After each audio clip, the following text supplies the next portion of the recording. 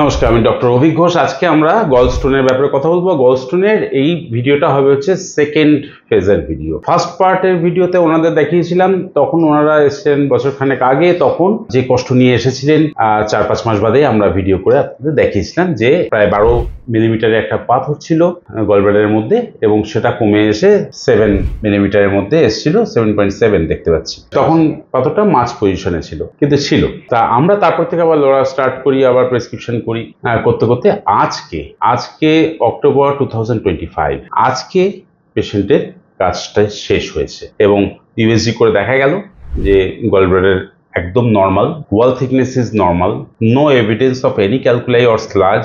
একদম গলব্লাডারটা একদম সঠিক হয়ে গেছে। ওষুধ খাওয়ার কতদিনের মধ্যে মোটামুটি কাজকর্ম স্টার্ট হয়েছিল? 5-6 মাসের মধ্যে আমি পুরো সুস্থ হয়ে গিয়েছিলাম। মানে আমার তার আগে আপনি কি শুয়ে থাকতেন? আমি 2 মাস শুয়েছিলাম, বেড রেস্ট, পুরো বেড মাথা থেকে মাথা গড়াগড়ি দিত যন্ত্রণার জন্য। ওটি অপারেশন আপনারা অ্যাভয়েড করলেন কেন?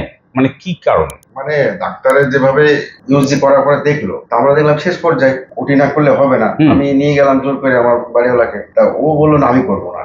কেন? ভয় পেলেন? আমি ভয় পেয়ে এটা করলে পরে আমার পিত্তথলিটা কেটে বাদ দেবে, হ্যাঁ ওটা তার হবে না। গ্যাসটাকে সারা জীবন যতদিন বেঁচে থাকবো আমাকে বয়ে নিয়ে যেতে হবে।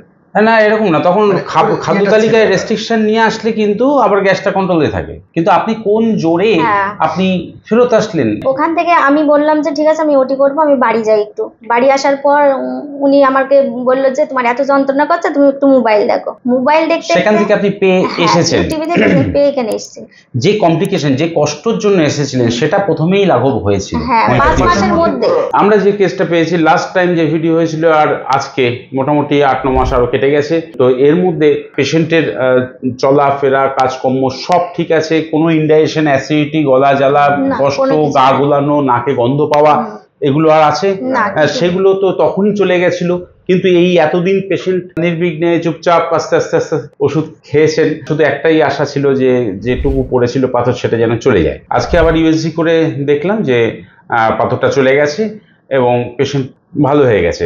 গলব্লাডার স্টোন হয়েছে, এক কথায় অপারেশন করে ভালো হয়ে যাওয়া যায়, কিন্তু আবার এটাও ভেবে দেখতে হবে যে গলব্লাডার স্টোন অপারেশন হওয়ার পোস্ট অপারেটিভ কমপ্লিকেশন কি কি আছে, সেগুলো নিয়েও একটু মাথা ঘামাতে হয়। তো আজকে যখন ওনার গলস্টোনটা বিনা অপারেশনে চলে গেল এবং মোটামুটি ইনডাইজেশন, গ্যাস সবই চলে গেল, তাহলে একটা জিনিস আমি গিফট করতে পারলাম, সেটা হচ্ছে গল ব্লাডারটাকে গিফট করতে পেরেছি। স্টোনটা নেই, গল ব্লাডারটা ওনারই রয়ে গেল। যদি এরকম রেজাল্ট পাওয়া যায় তাহলে সবাই এক্সপেক্ট করে সেটা, কিন্তু সবার ক্ষেত্রে এটা হয় না। অনেকের পরিস্থিতি খারাপ থাকে, কারো অনেক বড় পাথর থাকে, কারো গলব্লাডারে ওয়াল থিকনেস বেশি থাকে, ইনফেকশন থাকে, অনেক কমপ্লিকেশন থাকে। এই কমপ্লিকেশনগুলোকে অ্যাভয়েড করে আমরা চলতে পারবো না। যার যেরকম কমপ্লিকেশন হবে তাকে ঠিক সেরকমভাবেই আমরা টাইম বেঁধে দেব, যে আপনি এতদিন ওষুধ খেয়ে দেখে ইউএসজি করে দেখাতে পারেন, অথবা যার যদি বেশি কমপ্লিকেশন থাকে আমি তো সে কেস নিই না। একজন সার্জেনকে সবসময় মনিটরিংয়ে রাখার কথা বলা হয়েছে বা দেখিয়ে রাখার কথা বলা হয়েছে। এবং এই মতো অবস্থায় মানুষ কি আর সবসময় ডাল ভাত খাবে? সেদ্ধ খেতে পারে, কখনো কখনো স্পাইসি ফুডও খেয়ে ফেলে। তখন যদি কখনো ব্যথা ওঠে তখন অবশ্যই হসপিটালে যেতে হবে। আজকে এনাকে ছুটি দিতে পেরে আমার যথেষ্টই ভালো লাগছে। আপনার কেমন লাগছে? আমার খুব ভালো লাগছে যে আমি অপারেশন সারাই সুস্থ আছি, আর সব থেকে বড় কথা যে আমি বেড রেস্ট ছিলাম আর এখন আমি দৌড়ে কাজ করি। পেশেন্ট বহু দূরের পেশেন্ট, বগুলা, নদিয়ার উলাশিতে বাড়ি আমাদের। অনেক দূর থেকে এসেছেন উনি। যাই হোক, উনি আসেন অনেক দূর থেকে।